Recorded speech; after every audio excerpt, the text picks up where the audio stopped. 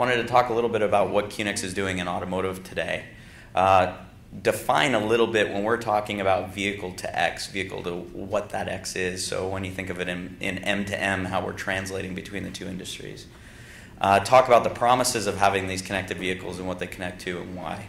And then what some of the challenges are. And I heard a couple of them on the panel before, so I think we'll go through this rather quickly on the beginning phases. So just as a little bit of quick background on QNX. So last year we shipped in about 11 million cars across pretty much every brand you can think of. And I wanted to point out that I was counting those individual cars rather than modules. If you really look at the number of devices we shipped in automotive, there were quite a few where we're starting to ship in multiple devices in a single car. So in that, we're close to 12 million devices in automotive we're shipping in. So, and most of them are connected in some way. And we'll talk about it a little bit. So as far as the subsegments QNX works on, navigation, telematics, instrument clusters, and infotainment systems. So in some of these vehicles, like you take GM for instance, we're not only in 100% of OnStar in North America and China, we're also in some new infotainment or connected electronics that started shipping into GM vehicles like the MyLink radios that are in the Malibu that have things like WebKit browsers as application frameworks, and all kinds of ways to get content into and out of the vehicle, whether it's the OnStar module or whether it's the infotainment system as well. And so a couple of examples of some of these devices and these connected devices starting to launch in automotive is the last one. So the top one is the Audi MMI3G that has Google Earth downloads. So it not only allows you to plot a route, but if you have a connection, it allows you to download Earth images onto that route. And they ported Google Earth over to our operating system and middleware. OnStar, which you're probably familiar with, different reconfigurable digital instrument clusters that can change based on the context of what the driver is trying to get at in terms of data coming in on this vehicle. And the last one was a launch we just did last year that involves Sprint and also Chrysler. That this is the new infotainment system from Chrysler that is in the Ram truck and the Viper, the new launch Viper, that allows you to download even, for example, navigation post-sale. So you can decide new apps and other things you want to install in the vehicle after you buy it and download it. To give you that other little bit, since you're familiar with QNX, maybe you're not aware that we used to be a wholly owned subsidiary of an automotive supplier, which was Harman International, that provides to Mercedes and BMW and many other high-end electronic or high-end vehicle manufacturers. But a few years ago, we were sold to Research in Motion, now BlackBerry, as of, I think this morning, the stock ticker changed. But basically, we're really trying to provide that value that can really cross embedded applications, mobile handsets, tablets, and other kind of mobile computing devices, and really give an ecosystem and environment for those third parties targeting those different industries to have one platform to really target. So we just launched commercially what we call QNX Car 2. And it depends on if we're in automotive or not. It either can stand for the Connected Automotive Reference or the Connected Application Reference. But what it is basically adding on to a lot of components that QNX develops as far as a platform, our operating system, media players, echo and noise suppression algorithms, which, by the way, is developed by a team here in Vancouver, all the way up to a full application framework that can leverage things like HTML5. And what we do is we take a consistent base across the RIM BlackBerry 10 devices, the handsets, playbooks, and then we add in components that are relevant to automotive, like iPod controls and all kinds of other things that you'd use more in an automotive environment, not necessarily in a device environment. And I won't spend a ton of time on the QNX background because I think what you came here is more for that M2M and V2X portion, so I'll jump ahead a little bit. Let me skip that one. The other thing is this whole aspect of building a connected platform really allows you to leverage a rich ecosystem. So we've actually seen tons of synergy. I think you heard from Linda Campbell, my colleague, who is our Director of Strategic Alliances.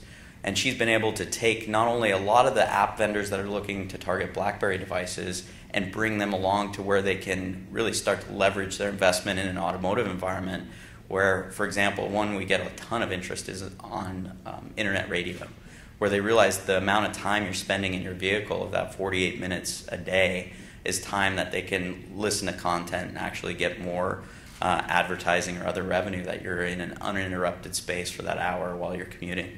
So really looking at some of that ecosystem and saying, how can you now leverage a consistent platform across those devices? And when I talk about a little bit of the challenges related specifically to M2M in automotive, I want to make sure to point out too that while I personally am Director of Business Development on the automotive segment, QNX still ships, we're about half of our business is automotive.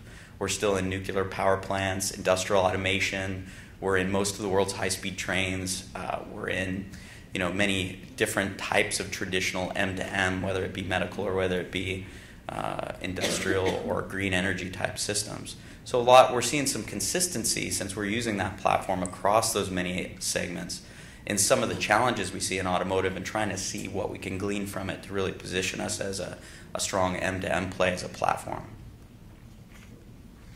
So let me talk a little bit about the X and what we consider, I know M2M versus V2X or vehicle to whatever it might be. Let me talk a little bit about what that X is in the case of an automotive context. So in general, when we start to see the automotive manufacturers, there's this real balancing act of trying to understand how do they balance, and I'll get to this a little bit about in the challenges, but how do they balance the privacy versus business model or delight of a consumer versus the distraction capabilities. And it's a really tough thing, but it's balancing that in a brand format, in a what you can provide to the end user in terms of delight, and how to make sure it's safe to operate, and how to make sure it reflects their brand and not necessarily a different manufacturer's brand. And all this really comes into how to work with that connected vehicle. So when you talk about V2X, the flavors we see are really vehicle-to-vehicle communication, vehicle-to-cloud communication, vehicle-to-pedestrian, or vehicle-to-infrastructure.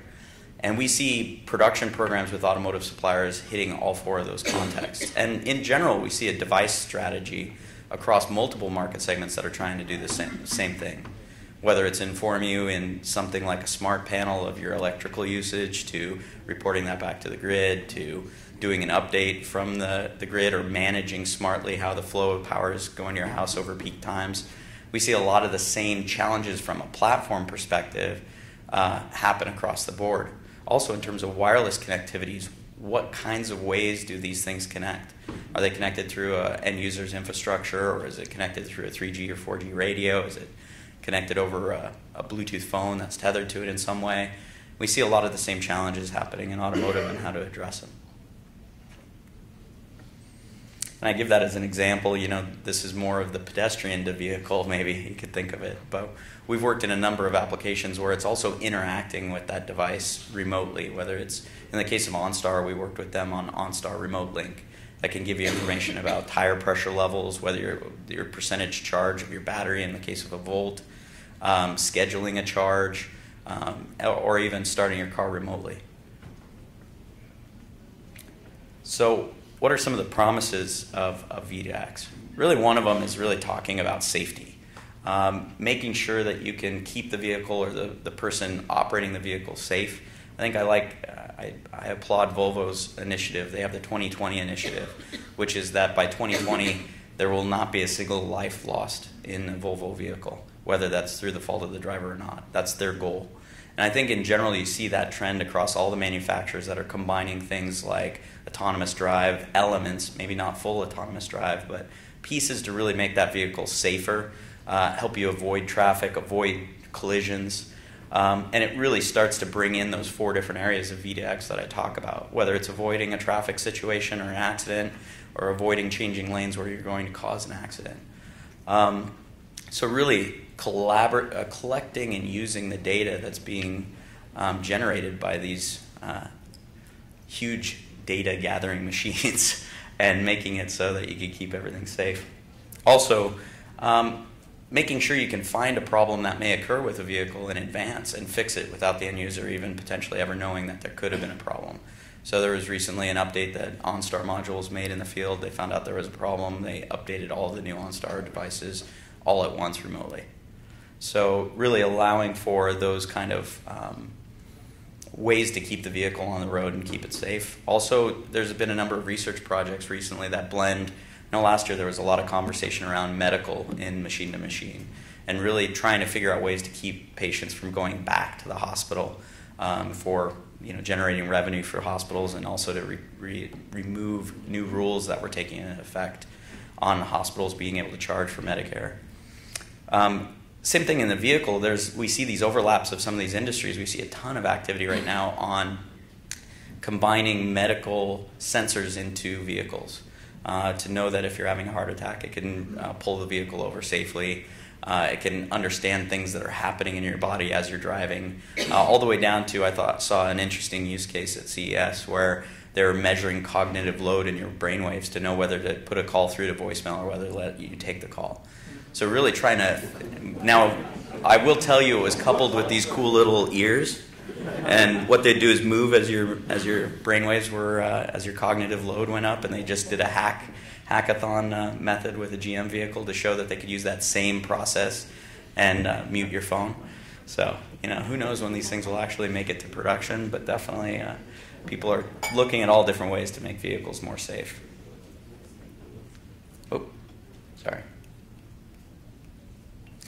The other one is really about green initiatives, which you hear a lot about, and this again applies to whether it's V2X or machine-to-machine in general.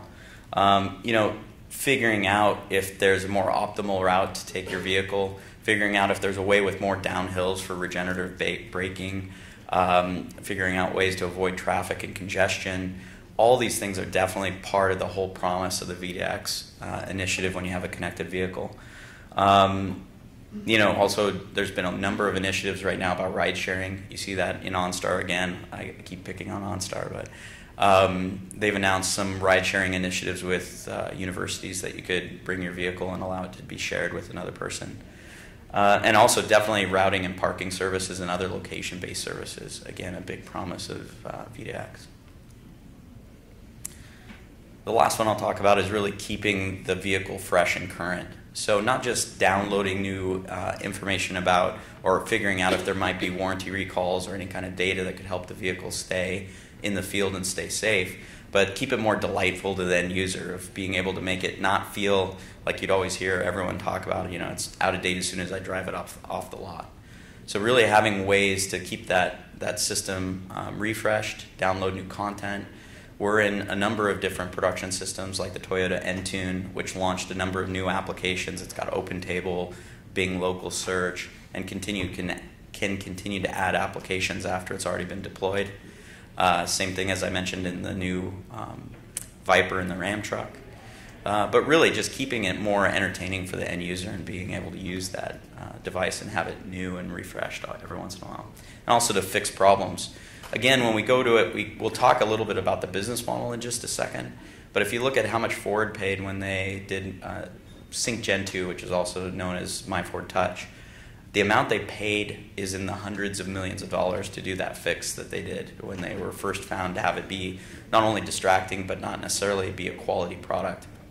And finding ways to fix that remotely or have updates as the vehicle's in the field is really critical with the amount of expense some of these manufacturers are incurring in deploying some of these infotainment and connected automotive applications.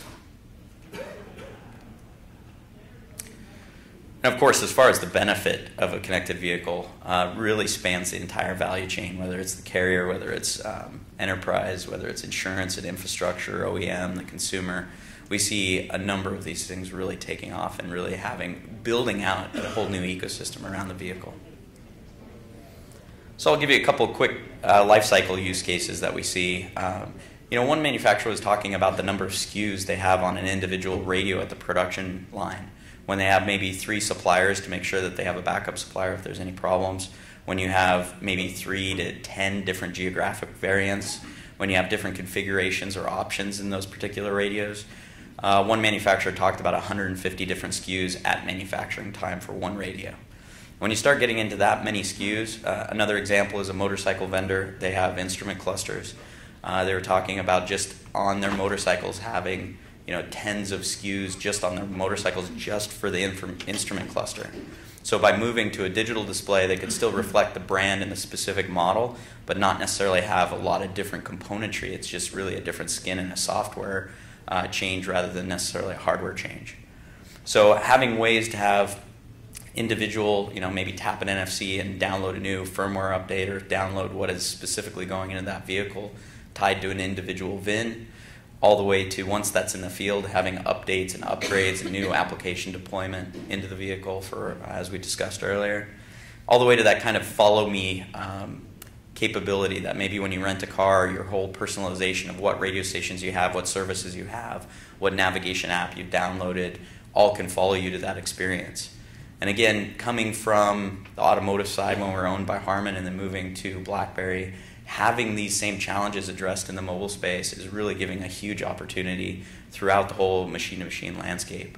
Obviously, they develop phones that they have to deploy on multiple carriers with multiple different software loads across multiple geographies, and then also downloading apps and new firmware to those individual devices, and then bringing that with you when you upgrade to a new device. So there's a lot of those similar trends that we're trying to capitalize and leverage as we move on to the V2X world.